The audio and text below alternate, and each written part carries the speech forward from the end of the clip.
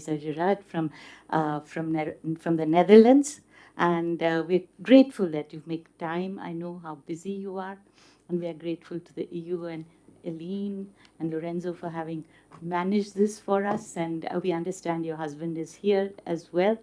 And we welcome him very warmly to this. Uh, and just for those of you who may not know her, she's our ambassador, the ambassador to India from the Netherlands, and also to Nepal and Bhutan since August of this year, and she has served as permanent representative of the Kingdom of Netherlands to NATO. So that's again breaking a glass ceiling, and she was there for 4 years. She's also very familiar, extremely familiar with the dynamics of the global south, having served in South Africa and also being affiliated with Namibia, Botswana, and Lesotho. And from 2004 to 11, if I'm correct, and she has her education in European studies at the University of Amsterdam, and what a beautiful place that is to study in. Several Indian students are trying to get to the Netherlands now. And in her rich diplomatic career of 3 decades, she has served in various capacities in several countries, ministries, and institutions, including the Ministry of Foreign Affairs and the Ministry of Environment at The Hague. So we're really, really happy to have her in our midst. And with her wide experience in the field of diplomacy, especially in the Global South, Ambassador, what do you see as a significant contribution of the various women's movements and emerging conversations that are possible on the WPS agenda to find common ground and maybe to be on the same page? And another question that has come up for many of us recently is, how does the shift in electoral politics, especially in Europe, influence the women, peace, and security agenda today? If you would like to get to, or any other issues that you would like to bring to the table. Thank you very much. Thank you very much for this invitation. It's very interesting to be here today with you. Thank you also for welcoming my husband. Actually, he worked a lot and is still working a lot in peace processes. So when he saw the issue for today, he said, let me join you. He's very interested to hear what's happening around the table. But thank you also for the masterful opening, Dr. Gobinath, if I pronounce it correctly, and quoting your words. It was a masterful opening, but I think there was also a masterful keynote speech by you, Ambassador Puri. I think we got a very nice and good historic overview, facts and figures, very good insights as well. So thank you also for mentioning the EU. We as the Netherlands are a member state of the EU, so what's happening on that platform is also very much and close to our heart. I want to welcome all of you. Thank you so much. I mean, there's so much interest that you're even here in the middle of the round table. I hope you're all comfortable. Are you okay? Yes? Thank you so much. Yeah, I love it. It makes it all a little bit of a conspiracy, isn't it? We're here together plotting a little bit, so that's wonderful. No, so I'm very happy that I can address you here today, because what we see around the world, what we see around the globe, the world is not getting a safer place, actually.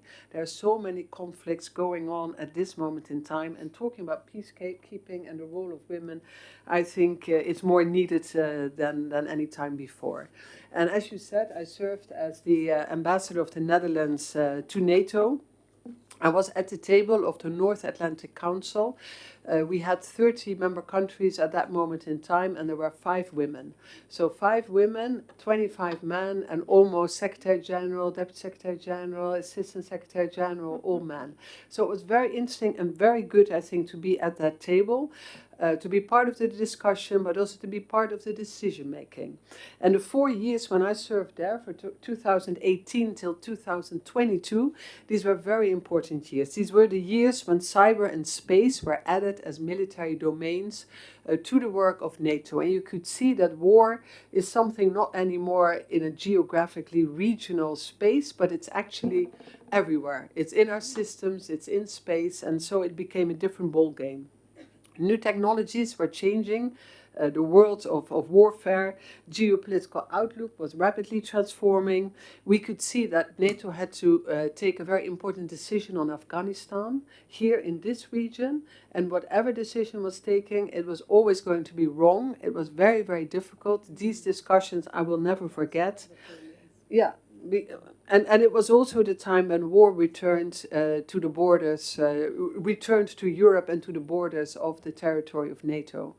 So I think to have been part of those discussions and of that decision making was something that I think changed my life. And after those 4 years serving at NATO, I served at the Ministry of Defense. I was the so-called secretary, director general in our system, because the minister said, I need something by my side. And by the way, the minister was a woman.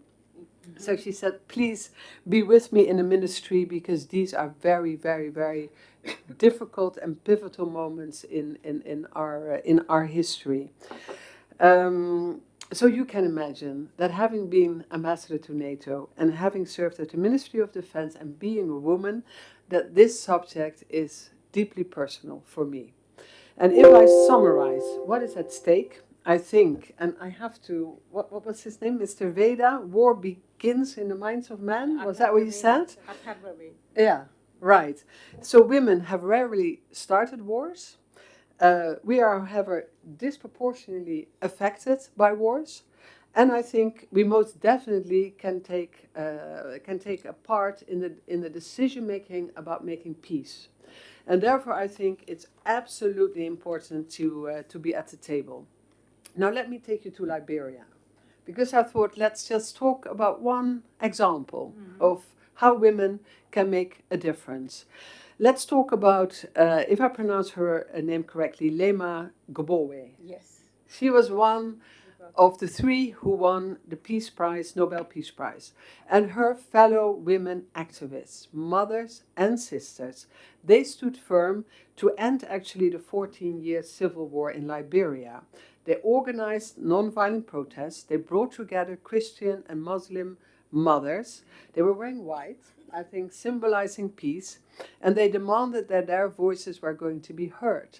And actually they succeeded. I think their spirit and what they were doing actually at that moment in time played a pivotal role in changing the outlook for their country. And that's what we can actually do.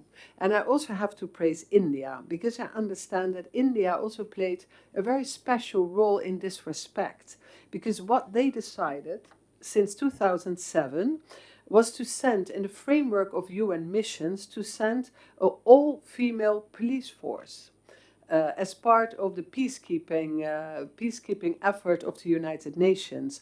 So they were policing the streets, they were keeping the peace in the streets, and they were also serving as very important role models, I think. Mm-hmm. So we could see that in the 10 years after the civil war in Liberia, that the numbers of women who were participating in public security services was actually increasing. It was increasing from 6% to 17% in 10 years' time. So you can see that also we need these kind of role models. Also, me being in NATO, there were so many women who came to me, who asked me also within my own diplomatic service, who were asking me, how did you do it? What is it like? How can I, enter also security studies? And so I think it's very, very important, and I think you mentioned it as well, to also mentor from our position. Now let's see, now why is it so important? I think first of all, we should not always have to prove why it is important when women are at the table. Because I think it's almost not, it's just normal to be at the table, because we share this planet. We're half of the population. So why do we always have to prove that it's important to be at the table? Of course we are at the table, because we share the planet, and we're also going to share taking care of the planet and actually managing the planet and actually taking decisions. But second of all, I think we have to be at the table because, as we just said, we are very much affected by war. Women are disproportionately affected by war, women and children. So that's another reason. But the third reason, and this is actually a UN statistic, so I'm stealing a bit from your line of work, that if women are involved in peace processes, the outcome is also better. Because what I read was that agreements resulting from a peace process where women negotiators are taking part are 20% more likely to last at least 2 years and 35% more likely to last at least 15 years. So they're also really more sustainable. Yet, women constitute only around 4% of the signatories at major peace processes and negotiations. So, although we know it's more effective, we're actually not doing it yet. And let me then also share one story with you. I try to fire up a little bit the room, because it's a bit of a conspiracy, as I said. I remember when I was the ambassador in South Africa, there was someone from the Klingendal Institute. And he actually had a course where he was teaching women from Africa, from the different countries in Africa, to be mediators in peace processes. It was a course of a few weeks, I think. And they had a proper graduation. At first they were trained, they were groomed, they graduated. We even had drinks for them at the residence. But then they were not really hired. So although we have a lot of women mediators, they are not getting hired because you hire what you know, you look for people that look like you. And so that was the next point that we started discussing with the ministry. Like, well, it's great that you ask us to train women, but why don't you hire them? And then they said, yeah, because we look for experienced people and very often they don't have experience. Well, yes, I mean, so start involving them, take them along, make them an intern first, but make sure that you train these women and that you can actually really take them on board. So that was one other point I thought I'll share with you. Then maybe a few quick points on 1325, because you explained everything about it. I don't think I can say a lot more, just a very important resolution. I think it's a milestone. I think it's the fact that it's very practical as well, that we make the national plans. I think it's very important. I think also the UN was leading the way for the EU. So the EU came in 2018. I think also the UN was leading the way for NATO, because NATO now also has a special representative on women, peace and security. They also have a special policy. Whenever there's a NATO mission, they will always send gender specialists with the mission. They will train and they will monitor. So I think the UN was absolutely pivotal in leading the way there. But I think you also said this, additional efforts need to be done. And I think the national action plans are very important. We have one now, our third national action plan is on the way. I recognize the words that you were mentioning are also our 5 strategic outcomes: participation, prevention, protection, relief, reconstruction and recovery, but also women and peace and security mainstreaming. Because it shouldn't be a separate pillar, but it should actually be mainstreamed. Otherwise, I think it's not going to work. Then, of course, very important, if we draw up our national action plan, we always do that in consultation with lots of stakeholders, because I think that's the strength. To include all these NGOs, all these action groups, all these advocacy people who are very busy and have very good plans and ideas to bring to the table. So that's how we drew up this national action plan. Now let's see, maybe I should round off, because I saw that we have a long list of people who want to share their thoughts with us. And I'm also really intrigued by all these young people who joined us. And they seem to be very knowledgeable, because I could see when you were telling your story, they were all nodding and saying, yes, yes, it's like this. So I think they need the floor as well. So I'm going to round off. Maybe Martin Luther King. Let's get organized for peace. Maybe that's the best way to conclude. Thank you so much. Thank you so much, Ambassador. It's really a pleasure to listen to you. And you did say that it's a very, very personal matter for you. And we all know that while the personal is political, the personal is also international now. And to find our place there.